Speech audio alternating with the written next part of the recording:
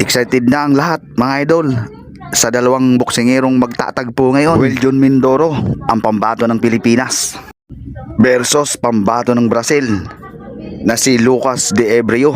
Paglalabanan nila mga idol ang middleweight division. Hanggang 8 round lang ito mga idol. Exactly. Better work. Getting a little wide with his punches here against the ropes in round number 1. And there's a lot of opportunities for Dave Reed to take advantage of that from fighting at a distance. Smith alongside Chris Algieri, Paulie Malignaggi, as Mindoro is going wild with some power shots. Yeah, but he's smothering a lot of his work here.